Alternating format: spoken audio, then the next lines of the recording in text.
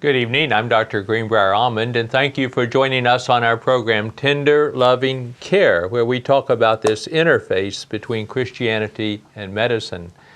And from time to time, particularly in the springtime, I feel an urge to talk about eating and exercise and, of course, getting outdoors, enjoying the spring. And there's different ways to approach this topic. One of them, of course, is that we are a body, a mind, and a spirit, and we want to be nourishing all of these for our health. Another way, of course, is to recognize, as the Bible teaches, that our body is the temple of the Holy Spirit. So as we live out our life, we want to take good care of this vessel, this temple, this body that has been given us to get us through our life. But as a doctor, I'm aware that there are certain things we can certainly do to improve our health and our well-being. And I want to talk about this from all of these angles tonight. First of all, there are a variety of people watching, and so there are 4 stages of change. And I want to emphasize that because you may be at one stage and not the other one, and so you'll get different messages out of a program like this, where we talk about the eating cycle and getting healthy. But first of all, there's people that are not interested in change right now. They're in what we call pre-contemplation. They may get around to it, they may think about it, maybe something will fail. A doctor will say you have coronary artery disease, you have diabetes, you have something, and they'll get their attention, but right now they're not interested in any lifestyle change. And so there are people like that. But it's still an appropriate question to say, do you feel healthy most days? Or would you consider a resource that would help you get healthier? And there are people, again, who don't want to make changes in their life. And we respect that. Doctors respect that. I wonder about when we get into the new framework of healthcare, when everyone has a doctor, everyone has a medical home, when people come in for that first physical that the government says will be free and that they'll have an opportunity to work out a health plan for their life, I wonder what some people will say. I imagine there'll be some that say, I'm healthy the way it is. I'm happy the way I am. I don't want to change. And that will be okay.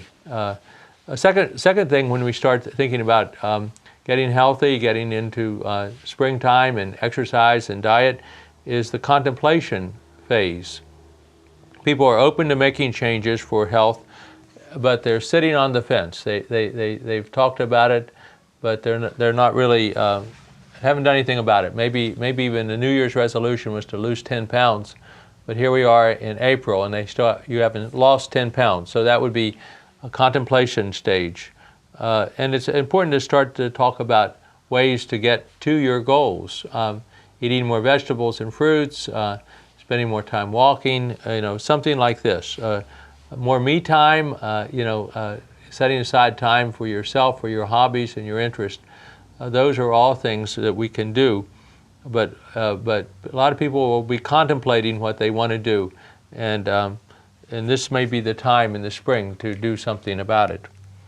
Are you willing to make some change to improve your cholesterol level? For example, if you're in the contemplation stage, go to the Rotary St. Joseph's blood screen here in April and May and get a large panel of tests, including your cholesterol, your sugar, your blood count, and see what it is. Maybe you want to make a change there. Do you want to try something to simplify your life? Maybe you've been going too fast. A lot of us are holding 2 jobs now to make ends meet. I had someone told me the other day, they said they're going to take a 3rd job just to get the ends close together. They don't think the ends are meeting yet. But a lot of people are going too fast. They need to simplify their life for their health. Would you be open to exploring a couple ways to be active, more active every day? See, these are just ways to go from contemplation to maybe action. Would you be willing to do something to help yourself relax? How wonderful it is to be outdoors on a day like today with the sun shining, the blue sky, just relaxing, seeing the birds, seeing the flowers. Those are things we can do for ourselves. every little bit counts when we think about the contemplation stage. A third, some of you are out there watching and you maybe are thinking, okay, I'm going to make preparation. I'm ready to do something. I'm ready to go. I'm ready to aim high. I want to lose my 10 pounds. I want to get more fit. I want to lower my cholesterol. I want to get on with my life and feel good about myself. And you're ready to test the waters. Well, you still want to set a goal. What is your goal? And you can write it down and maybe refer to it in a diary, or write it on your calendar, put it on your refrigerator door, put it up on your, where you brush your teeth, on your mirror, in your bathroom, where you can see your goal. And then maybe keep a food journal, an activity journal, take smaller portion size, walk a little longer. You set the goal and get going. Maybe some of you already are health conscious. You're developing your spiritual life. You go to church. People who go to church twice a week are more healthy than people who only go once a week or don't go to church. In fact, they live 7 to 10 years longer. So your spiritual life, you can develop your spiritual life. Maybe you want to get to your ideal weight. Most Americans, maybe a third of us, are heavy now and on our way to obesity. West Virginia is one of the heavier states, but maybe you want to reverse that trend in your own life and have more energy day by day for your lifestyle. But whatever change you want to make, get on with it and then keep going. So let's look at this in terms of what can be called an eating cycle. And let's look at some of the reasons, narrow this down a little bit just to food, because that's something that as a doctor I see every day, and I encourage people to eat healthy and be conscious about what we take into our body. I'm a grandfather now, and many of you will know this, and it's an exciting time in my life, but I'm aware that our little granddaughter now prefers to eat about every 3 hours.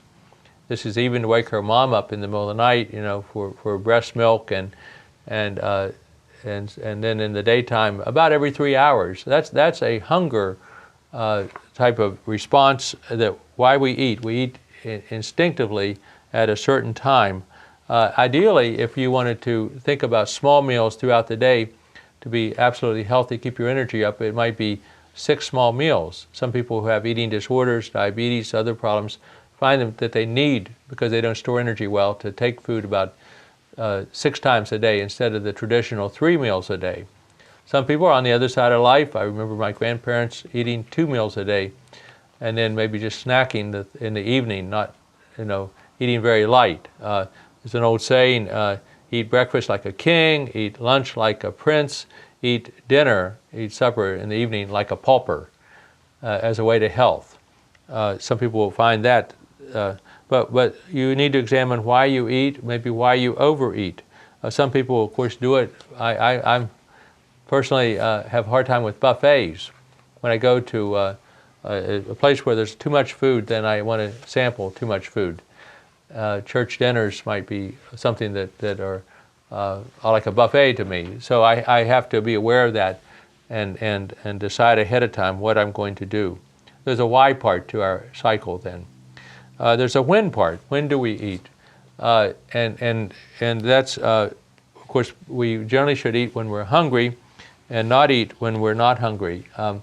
Some people eat because it's mealtime, and that's can be a bad habit. We need to actually think about that physical feeling of hunger. Many times, and I think we're made this way. If you're thinking about fasting one day a week, our body can go a while without food. Though many of us find food everywhere. We eat food at sports events, we eat at movies, we eat all sorts of events, plus our regular meals. But we need to look at when we eat, and when we eat to cope, or we eat to celebrate, and look at that as different alternatives to when we want to eat. I was surprised. This has been a number of years ago, but this was as I entered medicine in 1977. Started going to these big medical meetings, and I was aware that sometimes we would go to a city like Chicago, and we would go to like an art museum, which I would love to do. And at that time there were no no food in the museum. It wasn't allowed, as if someone might spill food on the art. And it made sense to me. But then later on, and I don't know exactly when it changed, suddenly there was food in the museum. There was a restaurant in the museum. There, people could go about looking at the art with food in their hand. And it was changing. We are eating for more and more reasons, more and more times. The when we eat is changing, and we're getting heavier. What do we eat? Well, this is important to keep a food diary. People, when I suggest 5 to 9 servings of fruits or vegetables, are surprised by that. They feel that they can't do that. Or if we think of a portion size as the palm of the hand, the food that can fit in the palm of the hand, people are surprised because portion size has gotten larger and larger. But when we speak of portion size, that's what we're talking about.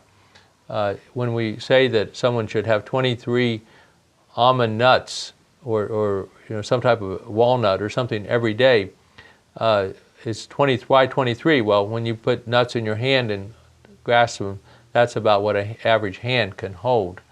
That's how that portion size developed. So what do we eat? Well, we eat, a lot of us have changed the beverages we eat.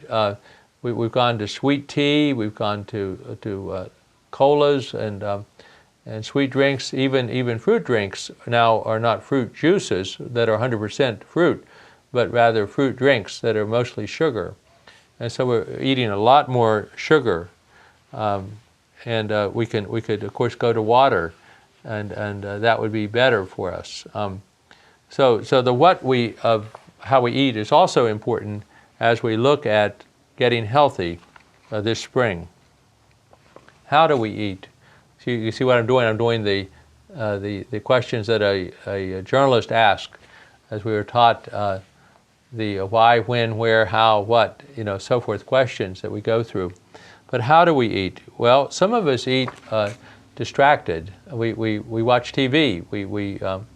We do other things as we eat, and then we don't really enjoy the food. Ideally, we would sit at a table. We would have a conversation. We would put our fork or spoon down in between bites, and dine and enjoy the meal time, and that would be the best way to eat. Do we think we eat fast? Do we eat differently in public than we eat in private? Some people look like they're eating correctly, as I see them eat, maybe at a meal time, but they must be eating at home at midnight snack or going into the refrigerator in the middle of the night or something, because they're heavy. But how do we eat? That's a question we need to be honest with ourselves about. Suggestion about mindful eating. Eating, of course, is necessary, and people who think the best, who answer questions the best, who are more alert, more creative, eat about 1,500 calories a day. Now that is slightly under maintenance weight for the human body at rest. The body, as we drive here and there, as we walk briefly here and there, but mostly sitting down all day long. If we need about 75 calories an hour, about 1,800 calories a day. So 1,500 calories is less than it takes to maintain the normal weight, the weight that you have now. But that is the weight, that is the amount of food that lets the mind be more active. And it's interesting. Perhaps it's because we're burning stored energy that actually has more bonds of energy, and so we're functioning at a higher level.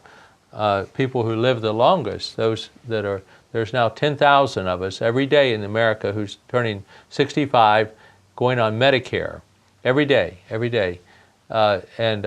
So those who are healthy, those who are not going to die in a year and a half or something after they get to retirement age, are those who are thinner, who exercise, who eat mindfully, and this is part of the reason to have this talk. Okay, how much to eat? Portion size is getting larger. I mentioned that before, and typically we eat more than we need. The stomach itself, again, go back to this fist thing, the stomach itself can only consume about and hold about a fist amount of food. So at any given setting, that's about all we should be eating. If we start to eat more than that, we start to feel uncomfortable, stuffed, and we're expanding our stomach, and we're crowding out our other organs in our body, and we're taking more than we need. My wife and maybe other people from other countries where food has been harder to come by, has been taught from the time she was a little girl not to drink water or any other drink while she's eating. Save the water and the drink for after the meal, and that would be, I guess, to not fill up with water or drink. Many times in America, I remember at least my mother encouraging us to have milk at every meal, maybe making sure we drank our milk, maybe even emphasizing it to the point that maybe we drank our milk early in the meal. But I was not taught to wait and have my drink after the meal, but it makes sense as to the how much question and how we're going to eat. There are triggers that we need to be aware of. Snack foods. A lot of information comes to us on TV, and it's a lot of food advertisements. I was surprised for the 2 years I lived in Oklahoma, where when I taught at Oral Roberts Ministry, the TV ads were different in Oklahoma. They were advertising cars and TVs and all sorts of electronics and things like that. And back in West Virginia, when I was watching TV before I went to Oklahoma, a lot of our advertisements were about food. And I think that continues to be the pattern, though maybe, of course, food advertisements are everywhere, all shows, all the time. Certainly we are encouraged to eat and eat more and more. Supersize It was an ad and it became a movie made by West Virginian about overeating, but being asked to supersize a meal at McDonald's. And this man agreed to supersize every meal according to the movie, the theme that he's setting up, and he gains 30 pounds in a month because he keeps going back to the restaurant, and of course they're encouraged to ask the servers are encouraged to say, do you want to supersize your meal? And if you say yes, then you're getting more calories. Well, how much is a big question. Another thing to think about is, where do we eat? Where do we invest our energy? Once you eat, what are you doing with your energy? I mentioned that we are needing to eat, of course, to be healthy. But most of us are not exercising enough. If you take a little survey of yourself and ask, how much screen time do I have? How much time do I sit in front of a computer? How much time do I sit in front of a TV screen? And if it's more than 2 hours a day, I'm talking about total, then it's probably too much. Now, you may be sitting at work and having to do 8 hours on a screen, but then you should come home and not do any screen time, right? You should then be out active and outdoors and doing hobbies and interests away from a screen. More green time, less screen time, I often say to children, and encourage moms and dads to let their kids be outdoors a lot more than they traditionally are, because kids will want more screen time.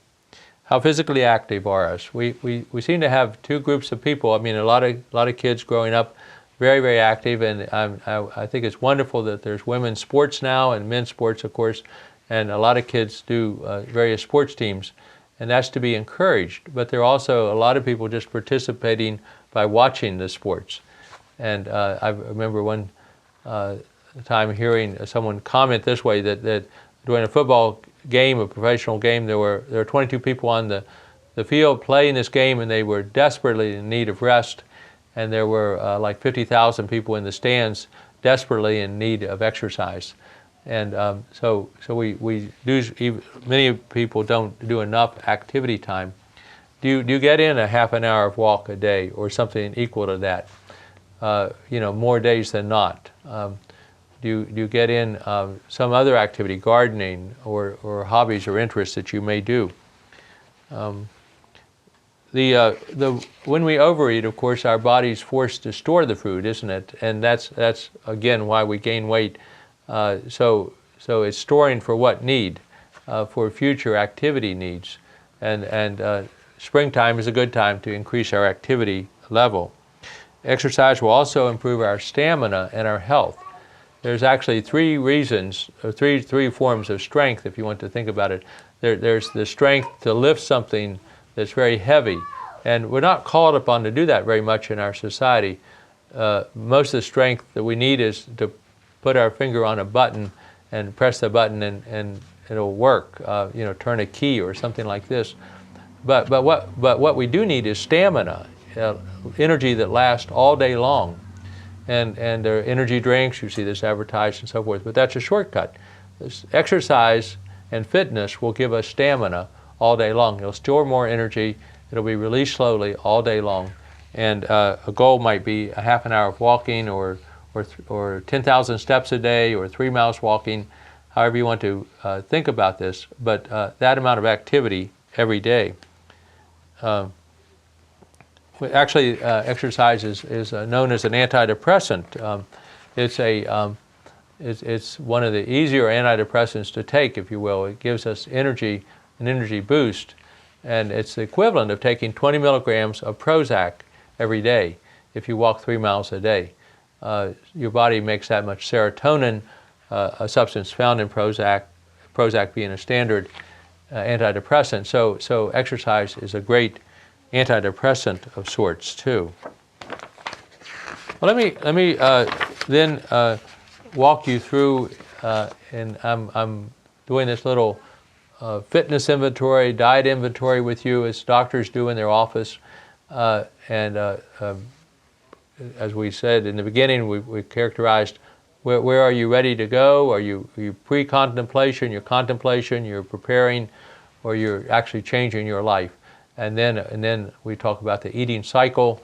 Why do we eat? But let's look at how well we do eat. And this would be an inventory that if you wanted to proceed, you could go online. There is a web page from the American Academy of Family Physicians about the diet, about aiming high, AIM, in getting in motion for health, and the Americans in Motion for Health. And you can go online and get more information. But if you were to do that, you would come up with a page there that you could copy, and you could begin to take a food inventory. And so it might be, you think about this for a minute as you if you will. How many servings of fruits or vegetables do you eat each day? The right answer, the most healthy answer, is 5 to 9 servings a day, fruits and vegetables.